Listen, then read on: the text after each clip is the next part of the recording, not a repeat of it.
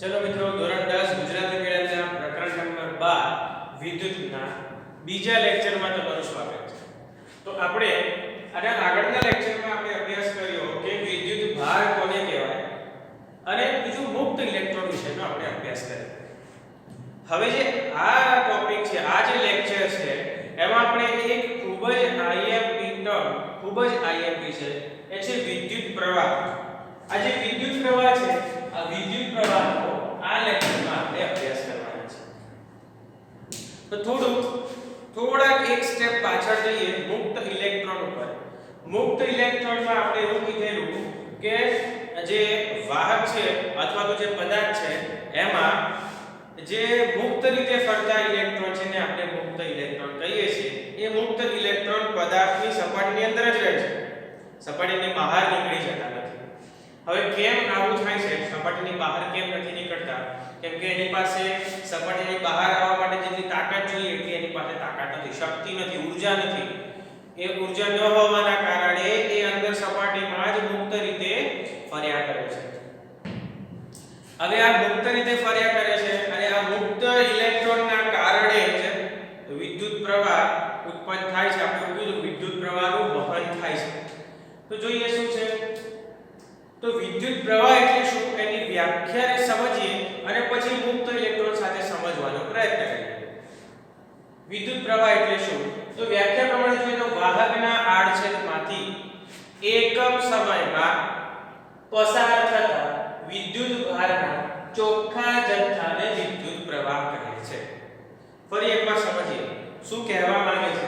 વાહકના આડછેદમાંથી એકમ સમયમાં પસાર થતા વિદ્યુત ભારના ચોખ્ખા જથ્થાને વિદ્યુત પ્રવાહ કહે છે. અહીંયા એક વસ્તુ તમે નોંધી હશે, વિદ્યુત ભારના ચોખ્ખા જથ્થાને. હવે આ વિદ્યુત ભારનો ચોખ્ખો જથ્થો એટલે શું? વિદ્યુત ભાર એટલે આપણા કિસ્સામાં, આ કિસ્સામાં આપણે ઋણ લઈએ છીએ, ઇલેક્ટ્રોન લઈએ છીએ, એટલે કે ઇલેક્ટ્રોન. એનો ચોખ્ખો જથ્થો એટલે શું એ સમજવાનો પ્રયત્ન કરવાનો છે. તમારા મનમાં એવો પ્રશ્ન થાય કે સર, જો મુક્ત ઇલેક્ટ્રોનના કારણે જ વિદ્યુત પ્રવાહનું વહન થતું હોય તો પછી તાંબાનો ટુકડો છે, ધારો કે આ તાંબુ છે, આ તાંબાનો ટુકડો છે, તો આમાંથી કરંટ, ઇલેક્ટ્રિક કરંટ લાગવો જોઈએ. તાંબાના ટુકડાને લેવું તો કરંટ ના લાગે, કેમ કે મુક્ત ઇલેક્ટ્રોનના કારણે પ્રવાહનું વહન થાય છે. મુક્ત ઇલેક્ટ્રોન તો આમે ફરે છે અંદર, તો પછી મને કરંટ કેમ નથી લાગતો? એને હું કોઈ પ્લગમાં કે કોઈ બેટરી સાથે જોડું તો જ મને ઝટકો લાગે છે. તો એના માટે વ્યાખ્યા જો વિદ્યુત ભારનો ચોખ્ખો જથ્થો. હવે આ વિદ્યુત ભારનો ચોખ્ખો જથ્થો એટલે શું? તો સમજો પહેલા કે ધારો કે આ કોઈ આપણે વાહક કાઢી દો. ચલો સમજો, ઝૂમ કરીને જોઈએ છે.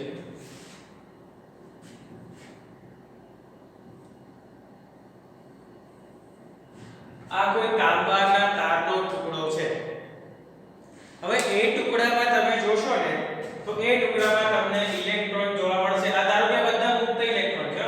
આ બધા મુક્ત ઇલેક્ટ્રોન છે. અડધા આમ ફરે છે અને અડધા આમ ફરે છે. બધા અલગ અલગ દિશામાં ફર્યા કરે છે.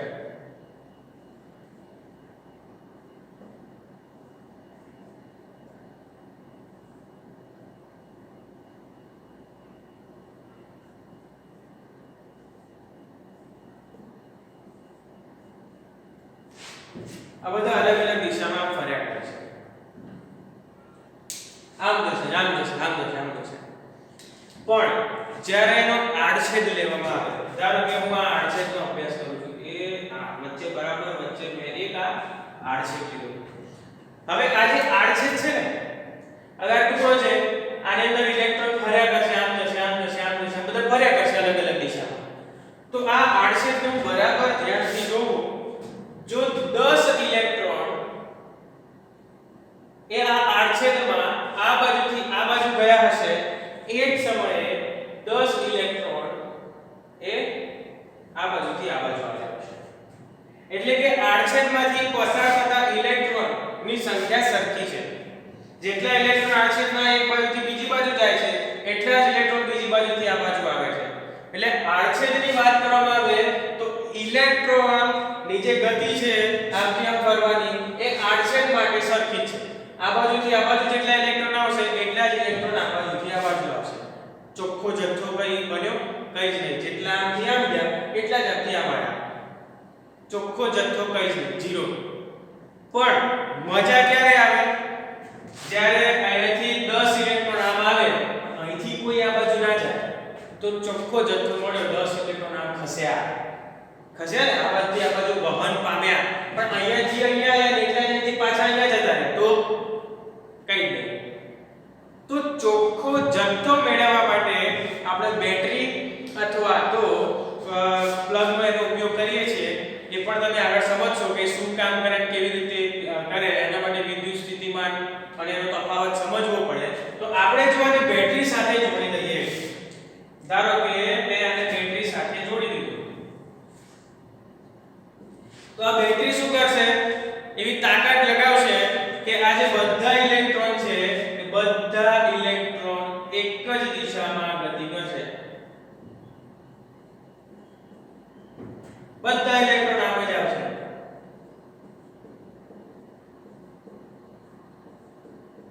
આ દિશામાં બધા ઇલેક્ટ્રોન આવશે. અને તમે જ્યારે બધા ઇલેક્ટ્રોન આમ ખસતા હશે ત્યારે તમે આડછેદમાં જોશો તો તમને ખબર પડશે કે જે ઇલેક્ટ્રોન છે આ દિશામાંથી આ દિશામાં આવે છે, આ બાજુથી આ બાજુ આવે છે, પણ આ બાજુથી આમ જતા નથી. બધા એક જ દિશામાં જાય છે. એટલે તમને ચોખ્ખો જથ્થો મળી રહે છે.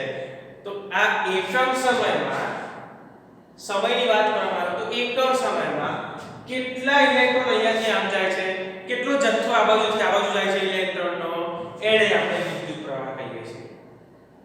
જો બેટરી બંધ કરી દેવામાં આવે, આનું કનેક્શન તોડી દેવામાં આવે તો પાછું નોર્મલ, પાછા બધા અસ્તવ્યસ્ત ગતિ કરશે. કયા આ બાજુથી આ બાજુ જેટલા જાય છે એટલા જ આમથી આમ જશે. તો આ કોઈ પણ જગ્યાએ આડછેદ લેશો તો એ આડછેદમાંથી ઇલેક્ટ્રોનની આ બાજુથી આ બાજુ જવાની સંખ્યા સરખી છે. એમાં કોઈ ચોખ્ખો જથ્થો મળતો નથી. પણ જેવો આપણે એને બેટરી કે કોઈ પ્લગ સાથે જોડી દેવામાં આવે, વિદ્યુત સ્થિતિમાનનો તફાવત ઉત્પન્ન કરવામાં, વિદ્યુત સ્થિતિમાનનો તફાવત આપણે આગળ જોઈશું એટલે તમને સમજ આવશે. તો બધા ઇલેક્ટ્રોન એક જ દિશામાં ગતિ કરશે અને એ એક જ દિશામાં ગતિ કરશે એટલે કે અહીંયા ચોખ્ખો જથ્થો તમને મળશે. તો એક સમયની સાથે એમાંથી ઇલેક્ટ્રોનનો જથ્થો પસાર થશે. આમાંથી આ આડછેદમાંથી ઇલેક્ટ્રોનનો જથ્થો શું થશે? આમાંથી પસાર થશે. અને આ જે જથ્થો પસાર થશે એકમ સમયમાં એને આપણે વિદ્યુત પ્રવાહ કહીએ છીએ. એટલે શું કહે છે? વાહકના વાહક છે એના આડછેદમાંથી એકમ સમયમાં પસાર થતા વિદ્યુતભાર, એટલે કે આપણે અહીંયા હાલ ઇલેક્ટ્રોનની વાત કરીએ એટલે કે ઋણ વિદ્યુતભાર, વિદ્યુતભારના ચોખ્ખા જથ્થાને, જથ્થો આમાંથી પસાર થાય છે. જો ચોખ્ખો જથ્થો એટલે માટે કહે છે કે અમુક જથ્થો અહીંયાથી અહીંયા જાય છે, જો આપણે આ જોડતા નથી તો એટલો જ જથ્થો અહીંયાથી અહીંયા આવે છે તો કંઈ મળતું નથી. પણ ચોખ્ખો જથ્થો એટલે શું? આટલો જથ્થો આમ જ જાય છે, આમ પાછો આવતો નથી. તો એ ચોખ્ખા જથ્થાને આપણે વિદ્યુત પ્રવાહ કહીએ છીએ. આ વિદ્યુત પ્રવાહ વિશેની સમજ તમને આવી ગઈ હશે. તો આ વિદ્યુત પ્રવાહ કહેવામાં આવે છે. હવે આ જે વિદ્યુત પ્રવાહ છે ને એ વિદ્યુત પ્રવાહનો આપણે અભ્યાસ કરીએ. તો સૌથી પહેલા ઇલેક્ટ્રોન શોધાયો ને, ઇલેક્ટ્રોનની શોધ થઈ. એ ઇલેક્ટ્રોનની શોધ થઈ એના પહેલા જ શેની શોધ થઈ ગઈ હતી? વિદ્યુત પ્રવાહની. અને એ વિદ્યુત પ્રવાહને આપણે ધનથી ઋણ તરફ દર્શાવીએ છીએ. બરાબર છે મિત્રો? કઈ તરફ દર્શાવીએ છીએ? ધનથી ઋણ તરફ દર્શાવીએ છીએ. હવે આવું કેમ થયું? કેમ ધનથી ઋણ તરફ લીધું? એ મગજમાં કેમ આવ્યું કે મારે ધનથી ઋણ તરફ જ લેવું જોઈએ, ઋણથી ધન તરફ ના લેવું જોઈએ? તો એના માટે એવું કહેવાય છે કે કોઈ પણ ધારો કે પાણી છે એનો પ્રવાહ કેવી રીતે વહે? તો ઊંચાઈવાળી સપાટી ઉપરથી નીચાણવાળા વિસ્તારમાં પાણી વહે. એટલે ઊંચી જગ્યાએથી નીચી જગ્યા તરફ પાણીનું વહન થાય. ચલો હવે એક ગરમ બરાબરનો દડો છે, એને ગરમ કરું છું, અને એક ઠંડો દડો છે, એ બંનેને હું એકબીજાને અડાડું તો થોડા સમય પછી તમે જોશો કે જે ગરમ દડો હતો એ ધીમે ધીમે ઠંડો પડતો જાય છે અને જે ઠંડો દડો હતો ધીમે ધીમે ગરમ થતો જાય છે. ક્યાં સુધી? જ્યાં સુધી બંને સરખા ના થાય ત્યાં સુધી. એનો મતલબ એવો થયો કે ગરમીનું વહન કઈ બાજુ થાય છે? ગરમ દડાથી ઠંડા દડા તરફ. એટલે આમાં પણ ગરમ દડાથી ઠંડા દડા તરફ થયું. અને હવાના પ્રેશરની વાત કરવામાં આવે, જો હવાના દબાણની વાત કરવામાં આવે, એ પણ ઊંચા દબાણવાળી જગ્યાએથી નીચા દબાણવાળી જગ્યામાં જાય છે. તો આ બધાએ જૂના જે વૈજ્ઞાનિકો હતા એમણે એવું વિચાર્યું હતું કે બધી જ પરિસ્થિતિમાં ઊંચી વસ્તુ તરફથી નીચી વસ્તુ તરફ બધું વહન પામે છે. તો વિદ્યુત પ્રવાહ પણ એ ધન એટલે કે ઊંચી પરિસ્થિતિમાંથી ઋણ એટલે કે નીચી પરિસ્થિતિમાં વહન પામવું જોઈએ. એટલા માટે એમને જે પ્રવાહ છે એને ધનથી ઋણ તરફ દર્શાવ્યો. એટલે કે જે ઇલેક્ટ્રોનની શોધ થાય એના પહેલા વિદ્યુત પ્રવાહની જે દિશા છે એવું માની લેવામાં આવ્યું કે આ વિદ્યુત પ્રવાહ જે ઉત્પન્ન થાય છે ને ધન વીજભારના કારણે ઉત્પન્ન થાય છે. કેમ કે પહેલા એમને જે એક્ઝામ્પલ્સ જોયા એમને જોયું કે ના ભાઈ આ બધું ઊંચી કાર્યક્ષમતાથી નીચી કાર્યક્ષમતા તરફ વહન પામે છે. તો આ પણ ધન એટલે કે ઊંચી કાર્યક્ષમતાથી ઋણ એટલે કે નીચી કાર્યક્ષમતા તરફ વહન પામવા જોઈએ. એટલા માટે જ્યારે ઇલેક્ટ્રોનની શોધ નથી થઈ એ સમયે એમણે એવું વિચાર્યું કે ધન એટલે કે ઊંચી કાર્યક્ષમતાથી ઋણ એટલે કે નીચી કાર્યક્ષમતા તરફ વહન પામવા જોઈએ. એટલા માટે એમને વિદ્યુત પ્રવાહની દિશા ધન વિદ્યુતભારની વહનની દિશામાં લેવામાં આવતી હતી. એટલે કે ધન વિદ્યુતભાર આમ કહે તો એ ધન વિદ્યુતભારના વહનની દિશામાં લેવામાં આવતી હતી, જેને આપણે રૈવાજિક વિદ્યુત પ્રવાહ કહીએ છીએ. રૈવાજિક એટલે જૂના પુરાણા રિવાજોથી ચાલતું આવતું છે. એટલે કે રૈવાજિક વિદ્યુત પ્રવાહ એને કહેવામાં આવે છે. હવે ઇલેક્ટ્રોનની શોધ થઈ ગઈ. ઇલેક્ટ્રોનની શોધ થયા પછી આપણને એવી ખબર પડી કે આ જે વિદ્યુત પ્રવાહનું જે વહન થાય છે એ વહન થવા માટે કોણ જવાબદાર છે? તો ઇલેક્ટ્રોન જવાબદાર છે. તો ઇલેક્ટ્રોનની ગતિ જવાબદાર છે. એટલા માટે તેને શું કહેવામાં આવે છે? ઇલેક્ટ્રોનનો પ્રવાહ કહેવામાં આવે છે. તો અહીંયા ઘણી વખત પૂછી શકે કે ઇલેક્ટ્રોનનો પ્રવાહ અને રૈવાજિક વિદ્યુત પ્રવાહમાં બંનેમાં શું તફાવત છે, શું ફરક છે બંનેમાં? તો રૈવાજિક જે વિદ્યુત પ્રવાહ છે એ ઇલેક્ટ્રોનના પ્રવાહની વિરુદ્ધ દિશામાં લેવામાં આવે છે. કેમ કે ઇલેક્ટ્રોનની શોધ નથી થઈ એના પહેલા એવું માનવામાં આવતું હતું કે જે વિદ્યુત પ્રવાહ છે એ ધન વીજભારના કારણે થાય છે. એટલા માટે એને ધનથી ઋણ તરફ લેવામાં આવતું હતું. પરંતુ ઇલેક્ટ્રોનની શોધ થઈ પછી ખબર પડી કે ઇલેક્ટ્રોનનો પ્રવાહ છે એ ઇલેક્ટ્રોનના કારણે વહન પામે છે. એટલે જો આ વાહક A B જો ધારો કે આપણો વાહક હોય તો ઇલેક્ટ્રોન એ B થી A તરફ ગતિ કરે. એટલે કે ઇલેક્ટ્રોનનો પ્રવાહ આપણે B થી A તરફ લઈએ છીએ, જ્યારે રૈવાજિક પ્રવાહ એ ધન થી ઋણ તરફ એટલે કે A થી B તરફ ગણવામાં આવે છે. બરાબર છે મિત્રો? ધનથી ઋણ તરફ એટલે કે A થી B તરફ ગણવામાં આવે છે. ખબર પડી ગઈ મિત્રો? ઇલેક્ટ્રોનનો વિદ્યુત પ્રવાહ, ઇલેક્ટ્રોનનો પ્રવાહ અને રૈવાજિક પ્રવાહ પરસ્પર વિરુદ્ધ દિશામાં હોય છે.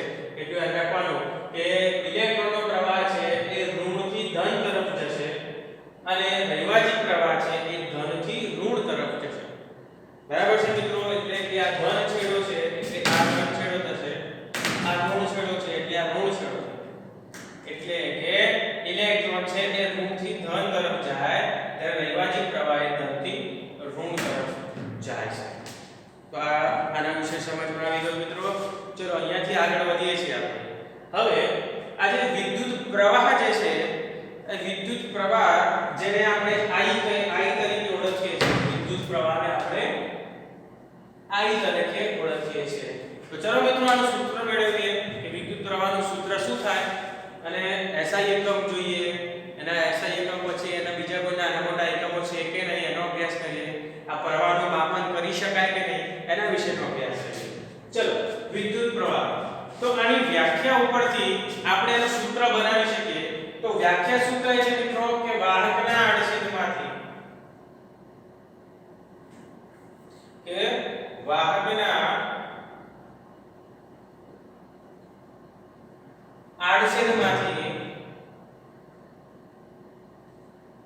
એકમ સમય છે તો આપણે એક કામ કરીએ, સમયને t લઈ લઈએ કે t સમયમાં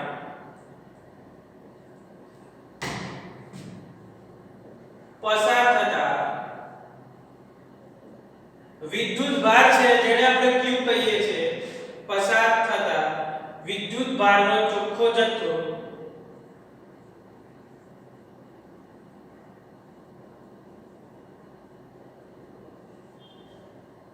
કેટલો લઈએ છે મિત્રો? આપણે વિદ્યુત ભારનો ચોખ્ખો જથ્થો લઈએ છીએ Q. શું કર્યું મેં અહીંયા? એકમ સમય છે એને T લીધો અને જે વિદ્યુત ભારનો ચોખ્ખો જથ્થો છે એને Q લીધો. તો પસાર થતો વિદ્યુત પ્રવાહ એટલે કે જે પ્રવાહ છે એ વહન પ્રાપ્ત પ્રવાહ Q હોય તો વાહકમાં વહન પામતો વિદ્યુત પ્રવાહ I, તો વિદ્યુત પ્રવાહને આપણે I લઈએ છીએ, I. તો શું થાય સૂત્ર મિત્રો? વિદ્યુત પ્રવાહ બરાબર એકમ સમયમાં ભાગ્યા T પસાર થતો વિદ્યુત ભારનો ચોખ્ખો જથ્થો એટલે કે Q. I બરાબર Q ભાગ્યા T. આ સૂત્ર છે મિત્રો વિદ્યુત પ્રવાહનું. વિદ્યુત પ્રવાહ બરાબર પસાર થતો વિદ્યુત ભારનો ચોખ્ખો જથ્થો ભાગ્યા સમય એટલે કે I બરાબર Q ભાગ્યા T. આનું સૂત્ર છે I બરાબર Q ભાગ્યા T. આ જે સૂત્ર છે એના ઉપરથી આપણે આગળ વાત કરીએ તો હવે આંદ્રે મારી એમ્પિયર, શું નામ છે મિત્રો? આંદ્રે મારી એમ્પિયર એ ફ્રેન્ચ વૈજ્ઞાનિક હતા. એ આંદ્રે મારી એમ્પિયર નામના ફ્રેન્ચ જે વૈજ્ઞાનિક છે એ ફ્રેન્ચ વૈજ્ઞાનિકની યાદમાં આપણે આનો એકમ જે છે SI એકમ એને નામ આપ્યું એમ્પિયર.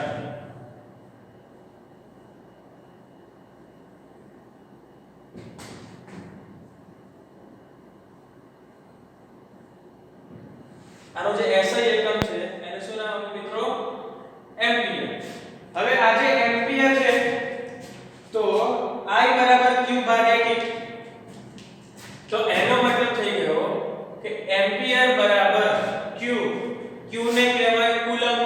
Q નો એકમ થાય કુલમ. T નો એકમ થાય સેકન્ડ. તો આનો મતલબ શું થયો? એમ્પિયર બરાબર કુલમ ભાગ્યા સેકન્ડ. તો એમ્પિયર ની વ્યાખ્યા આપી શકાય? કેમ નહીં? જો હું એમ કહું કે 1 એમ્પિયર બરાબર 1 કુલમ ભાગ્યા 1 સેકન્ડ તો શું થાય? આની વ્યાખ્યા મિત્રો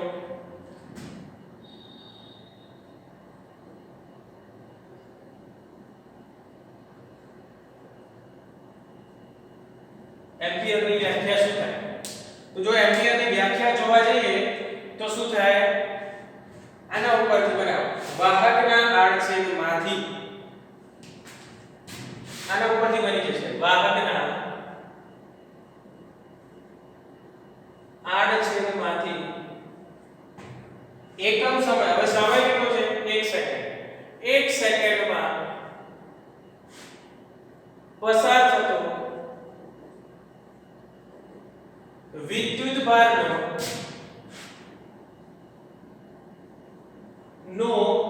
ચોખ્ખો જથ્થો કેટલો હોય? 1 કુલમ. 1 કુલમ હોય. વિદ્યુત ભારનો ચોખ્ખો જથ્થો કેટલો હોય મિત્રો? 1 કુલમ હોય તો તેમાંથી 1 એમ્પિયર જેટલો પ્રવાહ પસાર થાય છે તેમ કહેવાય. સમજાય મિત્રો? આપણે શું કીધું? જો બધા એકબીજા સાથે કોરિલેટ છે. વાહકના આડછેદમાંથી એકમ સમયમાં પસાર થતા વિદ્યુતભારના ચોખ્ખા જથ્થાને વિદ્યુત પ્રવાહ કહે છે. અહીંયા જો વાહકના આડછેદમાંથી t સમયમાં q જેટલો વિદ્યુત પ્રવાહ પસાર થતો વિદ્યુત ભાર પસાર થતો હોય, t સમયમાં q જેટલો વિદ્યુત ભાર પસાર થતો હોય તો એમાંથી જો I જેટલો પ્રવાહ ની વાત કરવામાં આવે ભાગ્યા t. I એટલે એમ્પિયર બરાબર q એટલે કુલમ અને ભાગ્યા t એનો SI એકમ થાય સેકન્ડ. બધાના SI એકમ લખ્યા a બરાબર c ભાગ્યા s.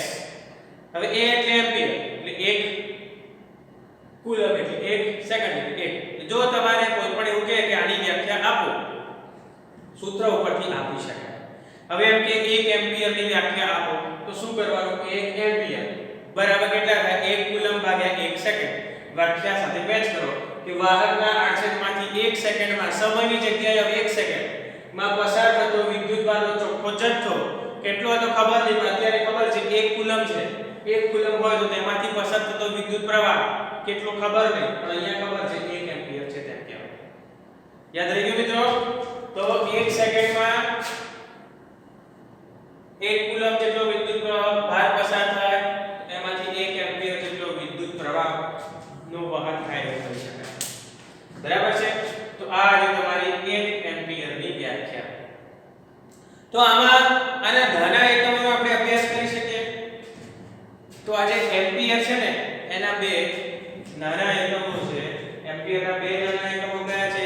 એક છે મિલી એમ્પિયર અને એક છે માઇક્રો એમ્પિયર.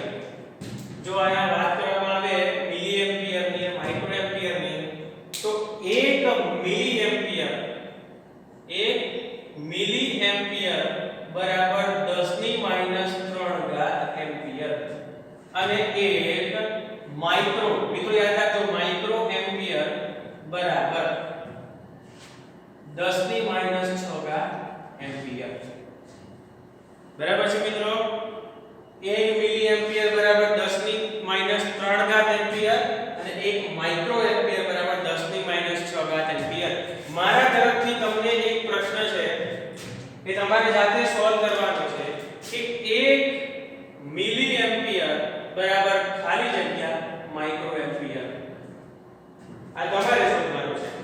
1 મિલી એમ્પિયર બરાબર ખાલી જગ્યા માઇક્રો એમ્પિયર આ વિદ્યુત પ્રવાહ પસાર થાય છે એવું કહેવાય. એટલે કે આના બે નાના એકમો છે 1 મિલી એમ્પિયર અને 1 માઇક્રો એમ્પિયર. મિલી એમ્પિયર એટલે 10 ની -3 ઘાત એમ્પિયર, માઇક્રો એમ્પિયર એટલે 10 ની -6 ઘાત એમ્પિયર. બરાબર છે મિત્રો? હવે શું આને માપી શકાય? તો આનું માપન એ થઈ શકે. આનું માપન શેના દ્વારા થઈ શકે? તો આના માટે આવે છે એમીટર.